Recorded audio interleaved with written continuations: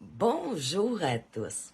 Comme plusieurs d'entre vous le savent, hier, j'ai déposé mon mémoire sur ma vision de la réforme de la protection de la jeunesse. Ce mémoire-là, c'est bien plus qu'un document, là. C'est le fruit d'un long parcours personnel, professionnel, mais surtout humain. J'ai grandi, moi, comme plusieurs le savent, au cœur du système, hein. J'ai connu la DPJ comme enfant placé, puis par la suite comme intervenante pendant près de 2 décennies. J'ai vu le système de l'intérieur avec ses forces, mais aussi ses blessures très profondes. Au fil des années, j'ai observé des familles s'effondrer, non pas par manque d'amour, mais surtout par manque de soutien, de compréhension et surtout de prévention. Et c'est à partir de là que j'ai commencé à cogiter et à écrire. Au départ pour comprendre, puis pour sensibiliser, dénoncer et aujourd'hui pour transformer. Mais il y a eu un moment charnière. Hein. Après la fusion des 6, j'ai vu une embauche massive, mais paradoxalement, la qualité des services a diminué. Le contact humain s'est perdu. Les décisions devenaient plus administratives et beaucoup moins humaines. Et c'est à ce moment-là que j'ai commencé à me questionner profondément. Comment en est-on arrivé à ça? Comment un système censé protéger peut-il s'éloigner autant de la mission première qui est l'humain? Puis en 2012, un événement tragique est venu tout bouleverser dans ma vie personnelle.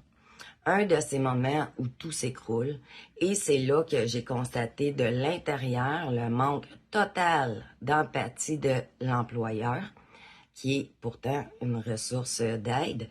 Aucune reconnaissance, la souffrance, il l'écoutait même pas, là.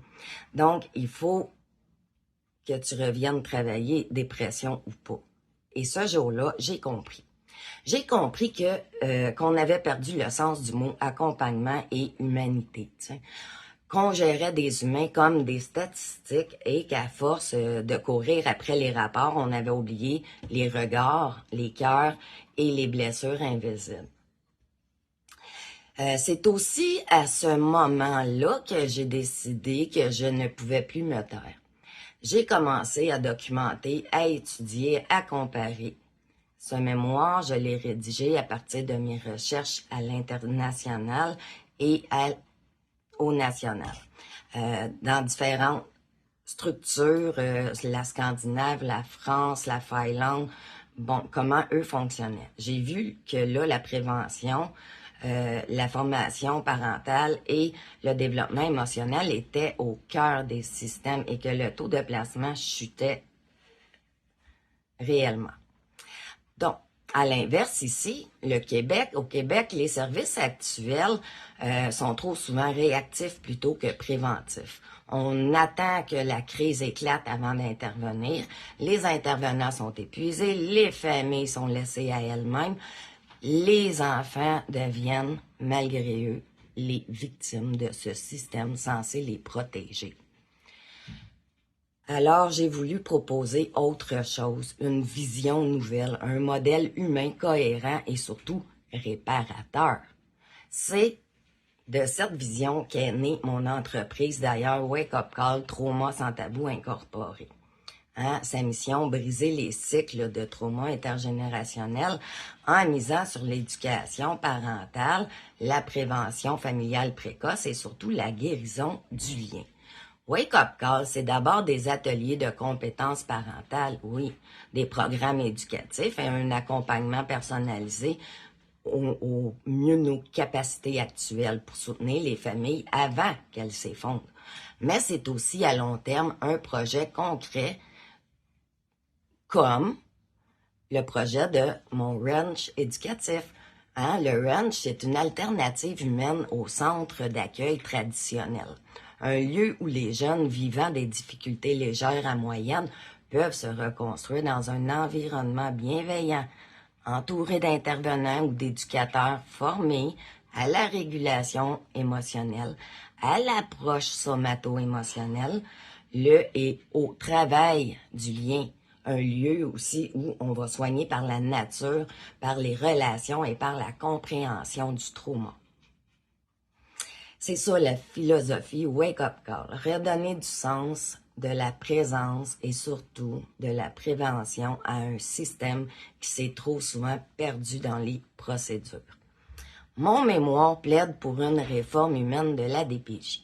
Une réforme qui soutient les intervenants, accompagne les familles après la fermeture des dossiers et forme les équipes à des approches modernes, basées sur la science du lien et les neurosciences, évidemment.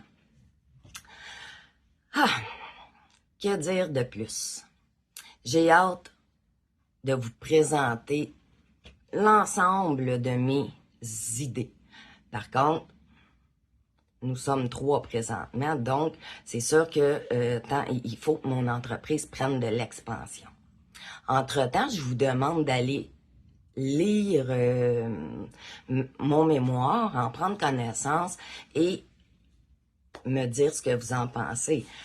Dès la semaine prochaine, parce qu'aujourd'hui c'est Halloween et je reçois amis et famille, mais dès la semaine prochaine, je ferai parvenir mon mémoire avec toutes ces idées et mes recherches aux ministres concernés et aux gens qui auraient intérêt à lire ce beau document. Donc, sur ce, je voulais juste un petit peu vous nommer où ce que j'en étais rendu, comment ça avance très bien. C'est sûr que, comme je vous dis, là, il nous manque un peu de financement, il nous manque un peu de structure au niveau des réseaux, hein, puis tout ça. Bientôt, les vidéos d'ouverture officielle viendront. Chaque chose en son temps, mais s'il vous plaît, prenez soin de vous et de votre famille. Bonne journée.